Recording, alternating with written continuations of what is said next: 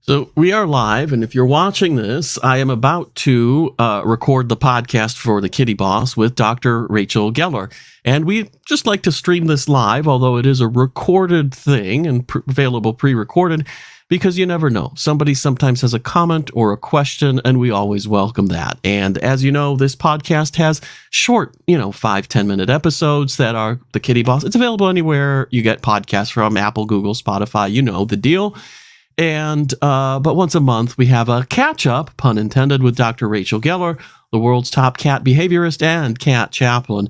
And we always try to come up with something apropos to what we're discussing to the month. So last time we talked about love and relationships, and this month, well, hold on. I'll surprise you with what we're going to talk about this month, and it'll be good fun.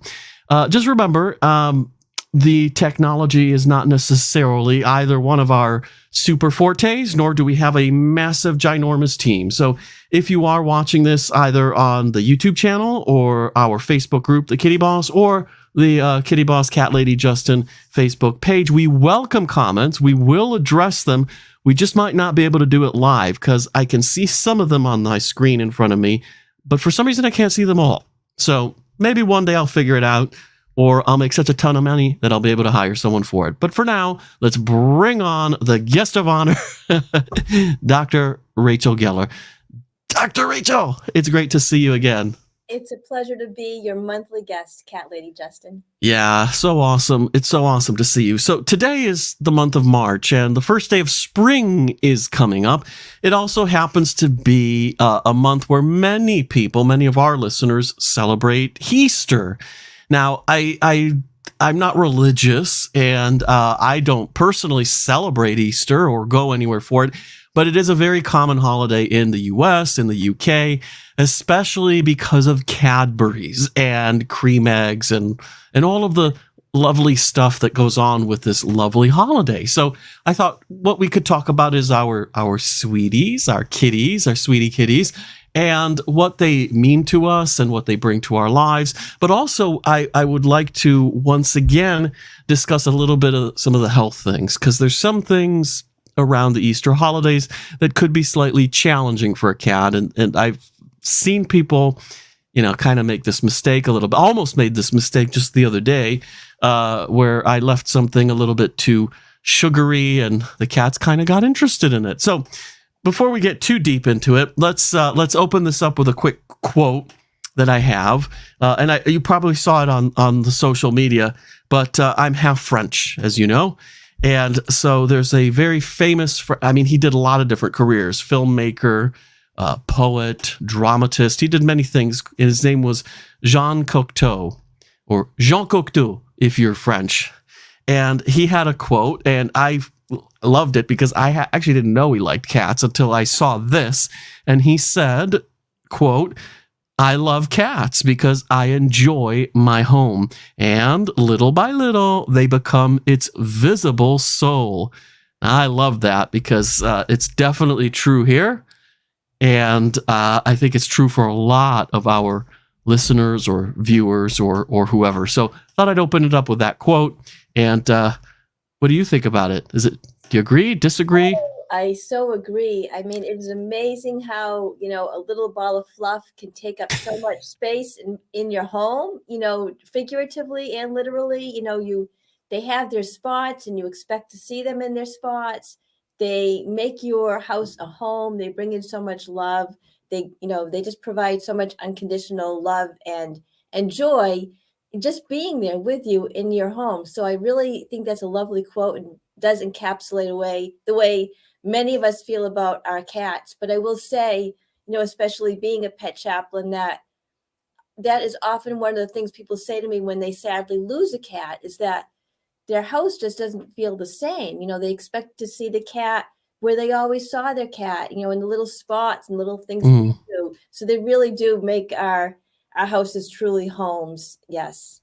Yeah. And, per Easter coming up soon, I think it's particularly appropriate to discuss the visible soul of the house and the cat and all the dynamics that it brings, whether it's energetic, whether it's physical, or whether it's spiritual. I think that's really, really appropriate to discuss that. we also very recently celebrated International Women's Day. Now, I am not a woman, obviously. I'm Cat Lady Justin. It's a bit of a joke. And of course, I have tremendous respect for our non-binary friends who identify as anything other than male or female, or both. And so I'm not trying to create anything divisive around that, but it was International Women's Day. And so I was recognizing on that day our purr ladies, our, cat ladies, our friends who love cats. And certainly there's a few that I actually shouted out during there, but I thought I'd share that with you in case you didn't hear that episode. Because one of my friends, who I met here in Nottingham, actually has moved to Egypt, and she's a professor at the University of Cairo in business. That's how I know her. But she also loves cats. And in Egypt, in Cairo, where she resides, she actually rescues cats a lot. She finds them, she rescues, because there's an issue there, like many places, but particularly virulent there, an issue of abuse of animals and poisoning them and that kind of stuff. So what she does is she rescues them. Sometimes they're quite beat up, and she nurses them back to health. So I think it was such a lovely thing. And so I gave her a particular shout out on that day, as well as one for you too. You're on there. But I thought it was important. But in addition to that, of course, my cats are both female. They're both lady cats, Emily and Charlotte. And so of course I recognize my cat ladies as well as my lady cats. So I thought we'd give that a couple minutes in terms of the just past International Women's Day, which we had. And there are so many women who are involved with, animal shelter work and rescue and trapping. So I'm really glad I saw so many organizations and so many shelters using International Women's Day as a way to highlight, many of these women who work behind the scenes doing, going out and trapping and rescuing is very difficult work. You're out in the wee hours of the night. It's cold, it's dark. You're often in alleyways or behind restaurants or, going under 18-wheelers where a lot of cats may hide out. And it's really difficult work. And there's so many women who do this, night in and night out. So I'm glad to see so many rescues and people who have a platform like you, Justin, recognizing so many women involved with saving cats' lives. So thank you for that. Yeah, because one of the things that I talk about is, of course, the upcoming sort of course that I'm going to be releasing, which is has to do with choosing your first cat, and one of the things I'm focused on is making it a downhill battle. So that particular product is not about rescue. It's not about behavior and what do you do if you have a problem child and you're a problem cat. I leave that and defer that and refer that to the experts such as yourself and other people who may require payment for those professional services. So that's different. But because I think that there's a lot of people like my mother and father, for example, who make or made in the past a choice not to get a cat, not because they don't want one, because they're concerned about the potential risks or the difficulties or all that. So I'm just trying to show people that there is a way to make it a total downhill battle where it's easy. It's the easy way to get a cat, to have a fantastic relationship. And, the one big secret plus the other little things that you could do in the whole system that I've put together makes it work. And so that's the focus there. But I can't neglect or ignore that there's, of course, people who do rescues, people who you see them on YouTube all the time, who take a very problematic, angry kitten or cat who's been abused, and they, of course, nurse it back to health, both emotionally, mentally, and physically. And that's a remarkable thing, of course, not the focus of the upcoming course, but it's something that you can't neglect. I can't ignore that it exists. So people like Nellie are there, of course, to, they're passionate about that. And people like you are there to help someone who, I got a cat, I don't know what to do with it because I got a problem. And you can help them keep it in the home before they get rid of it or whatever. Because we're on the same team, your piece is part of it, my piece is part of it, the rescuer's piece is part of it. And I'm so thankful the way you bring everybody together and recognize everybody's peace in this, because we are all on the same team, and you're an expert in one area and I may be an expert in another area, but none of us can be experts in every aspect of cat Yeah. ownership in cats' lives. And I love the way you bring together so many people, and you don't look at it at all as a competition. You look at it as Oh, a group, all working beautifully together. And that's one of the things I love about you. oh, well, thank you. But did you want to know the reason? If I can expound in or wax philosophical bit for a minute, there's a very good reason for that, and it is strategic, and it's because I learned both through trial and tribulation, as well as just some good information and mentorship from very wise people, far wiser than me, to be in competition with nobody but myself. Because in reality, if you think about it, and in my business life as a consultant, I talk about this all the time. There's a certain sector that I consult in, a certain field that I have a lot of involvement with. And I won't get into details here because this is about cats. It's not about business or strategy. But one of the things I keep reminding, or I keep having to bring up, is, and I try to be dramatic about it so that it sinks in, is I tell people, look, if you're going to attack each other, if we are going to start now attacking each other, antagonizing each other, criticizing each other on social media and all that, we might as well give up now on fighting for our rights, on trying to secure better legislation, better benefits, better that we might as well just throw the towel in now and let them abuse us, because we're in it together. We're not competitors. This particular industry is not a for-profit enterprise. It has to do with some human rights and stuff. And like, if you're going to start attacking each other, you give up now. And I feel very similarly about the whole world of really. What we're doing with the cat stuff is not necessarily, launching another Apple or a Tesla, or it's not that kind of business.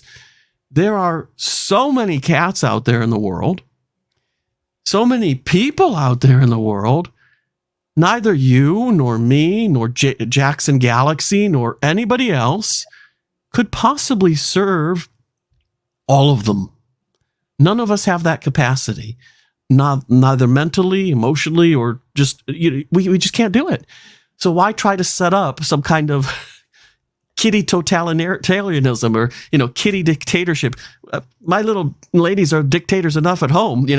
I don't need to become one and try to rule the cat world. Try to dominate the cat world. That mentality, I think, is really was really great maybe in the 1890s in the Industrial Revolution, where, Andrew Carnegie dominated, the steel industry, and then that was great back then.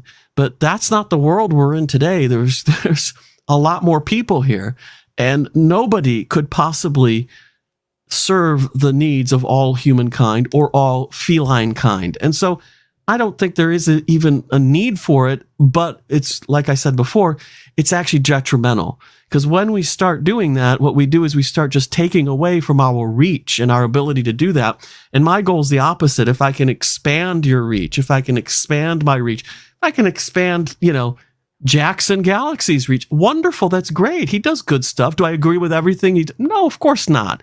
We're very different people. We also have a different focus. As I said, I'm not out there to resolve behavior issues. I'm out there to help with things that come up. Of course, if there's a behavior issue that come up, I can help. But the main focus is to get more people to own cats. Yes. People, again, like my mom and dad, or who took so long to finally get a cat because they were worried about this, they were worried about that, they were worried about it. And what if I get the wrong one? And what if it doesn't like me? What if it eats the baby? I've heard it all, No, and it's like, right. They're overcrowded. There are way too many cats in shelters. So, everything that you can do to allay people's fears and get them started off on the right paw, so to speak, is yeah. Yes. Yeah. Exactly. Or like the Alan Carr, who wrote a tremendous book on quitting smoking. If anyone listening needs to quit smoking, don't. Get Alan Carr's Easy Way book. Read that first, because it's remarkable. It really is the easy way to lose that habit. And I think it's a similar thing that I'm trying to do. I'm trying to say, look, you can have that unconditional love, that energy, that fluffiness and all of that, and it does not have to be difficult or expensive or any of that stuff. And that's kind of where I'm coming at it with that. Because if you do read some other people's books who I've mentioned here before, you can get the impression that owning a cat is a really big deal and really difficult and expensive and challenging. And it can be. But what I'm here to say is it doesn't have to be. It doesn't have to be. It can be easy. And I will tell you that whenever I counsel clients, in addition to, I always am very aware of people's financial limitations, or even if they don't have financial limitations, if a cat has already, peed on 2 couches, they may not be so quick to want to buy more paraphernalia. So I'm always very cognizant and understanding to provide no cost or very reduced cost do-it-yourself options, because almost everything can be replicated, as a DIY. Instead of getting a puzzle toy, you can get a tissue box and put a ball in it. Instead of buying a cat tree, look around your house. There's probably some shelving that's going unused. You can use the top of a bureau or a top of a sofa. So I always work with clients to find ways that are no cost or very low cost to solve any cat behavior problems. So you're right. Things don't have to be expensive. I think people go into, pet supply stores and see all of these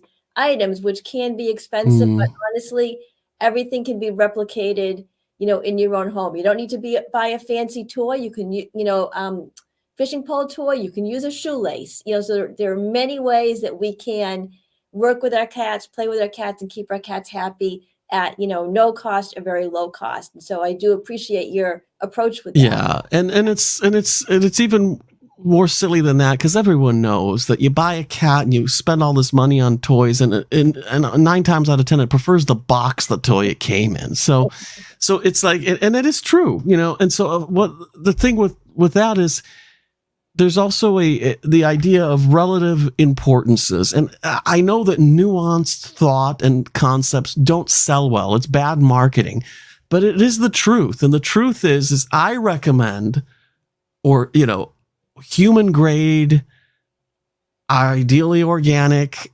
cat food that's raw, that's dehydrated, something that is really good. I also understand that that's not cheap.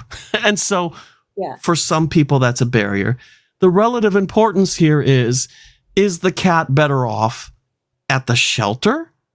Maybe adopted, maybe live the rest of its life there, maybe get put down? Or is it better off coming to your house and you feed it some cheap food? I won't name them because I don't want to get sued or anything. You feed it some cheap food, not good for it, not good for your health, not good for its health. But what's the better choice there?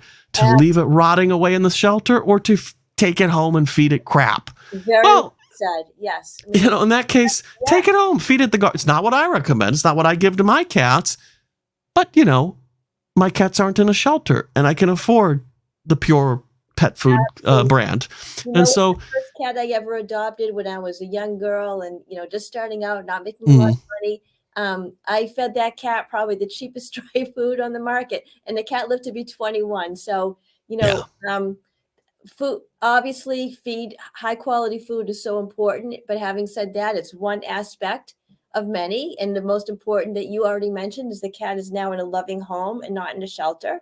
And, that cat has love. And as long as the cat has good vet care and the cat has many other elements of happiness in her life, she's going to, have a nice, happy life. So, yeah. And that's why I like doing this discussion and going every day on the podcast and all that, because otherwise people can get the impression, and I do take a strong stance about the quality food and these things. And, but people need to understand that you got to take the strong stance, because otherwise it's bad marketing.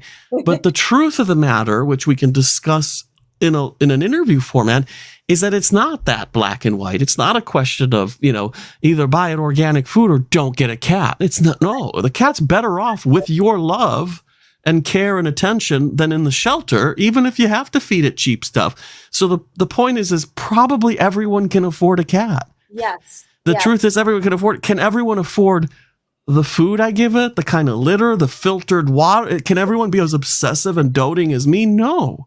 But everyone can afford a cat. And that's the kind of the message of it is it can be cheap. It can be, doesn't even have to cost much at all. I mean, my dad for a long time had a cat that wandered into its life. It had no chip, no collar, nothing. So he adopted my dad and came in, and my dad cared for it, fed it. Don't know how old it was. It was there for, I don't know, maybe 7, 8 years, and then it went away. Don't know what happened to it. Did it die? Did it go away to we don't actually know the answer to that, but it was a blessing for my dad. It was a blessing for the cat, and it really didn't cost my dad a lot of money at all. Cat just kind of came. It kind of showed up. I have a very special person who has made a comment, and I can see the comment, and it's Leah or Leah. I apologize. My grandmother's name was Leah. She spelled it your way, but maybe you say Leah Tinoco. And she says this. Hello, my friend Justin and Dr. Rachel. I love this discussion about finding ways to adopt cats for every people. She is from Asia. I don't know if she wants me to say precisely where she's from, so I'll just leave it at that. So some of the word choices we have to understand is English may be language number 2. It's my 3rd language, by the way. Oh, how I wish all of us are cat lovers. Me too. What I do is, and this is I regularly take a walk every night. And if I find stray cats, I will bring them home, clean them, feed them, make sure they are loved. Then I will share their pictures to public communities and social media, Facebook particularly. I joined groups like Cat for Free Adoption PH because I live here in the Philippines. Okay, cool. She's shared that. And then I will find, and that's kind of where it gets cut off. Let me see. So it gets cut off there. So Leah, I cannot actually see the rest of that. So I will definitely answer that either in a message to you or wherever you left that comment. I see it's on Facebook, so I can try to go there. But I really appreciate you saying that. A bit like I was talking about earlier of Nellie, Dr. Nellie El Anani over in Cairo, Egypt, who rescues cats. Here we have Leah, who does this amazing, of course, not everyone can do that, right? But not everyone has the capacity or even the desire to do that. But what an amazing, wonderful thing she's doing for cats. And I see some of these posts because some of these things are so adorable. I mean, I would adopt all the cats if I could. But some of these things are just so adorable. I've even seen her birthing. I've seen her take in a cat that was pregnant. And I remember Leah, when the cat had kittens. And so I've seen you doing that. And that's not actually something I've ever done or experienced. So I think it's a remarkable thing. And here we go. Here's the rest of it. I joined groups like Cat because I live here in the Philippines. Then I will find a deserving fur parent who will take them, rehome them forever. I love the puns. These cats deserves to be adopted and cared for. Yes, absolutely, 100%. They deserve it. They deserve it because of the wonderful energy that cats bring, because of what they do. They do all of that. And even if that needs to be encouraged because they have a rough beginning, they always do bring that love into our lives. And so, of course, they deserve it. Just like you, if you're listening to this, you deserve success. You deserve love, whether it's from a cat or a dog, or not a dog person, or a dog or a person. And why? It's not because you suffered enough, you paid your due. All that's baloney. It's because if you've ever had a kind thought about someone, if you've ever done something like Leia, or if you've ever just thought something really nice about someone, then you're enough. You have done enough. You deserve it. There's none of this, crap about needless suffering. I mean, what is this, 1455, where we need to flagellate before we earn our way into some kingdom? You deserve it. And so, of course, these cats deserve it. Absolutely. I agree with you there. And you were saying, Justin, that not everybody can go out and do what Leia is doing, which is a valid point.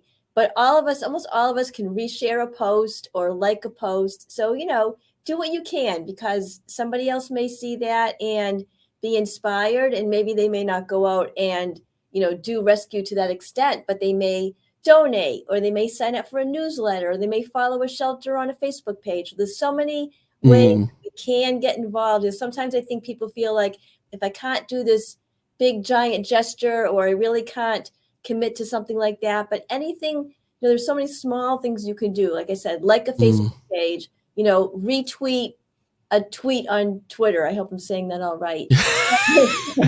Yeah, I'm Yeah, there with you with the technology, but you know what? When I'm share things on social media, sign up for newsletters, spread the word, because that's something that many people can do, and it certainly doesn't require as big of a effort in terms of time as what Lee. absolutely. Yeah, and the thing is that there's a supermarket here in the UK where I reside called Tesco, and they have this little slogan, "Every little bit helps," or something along those lines.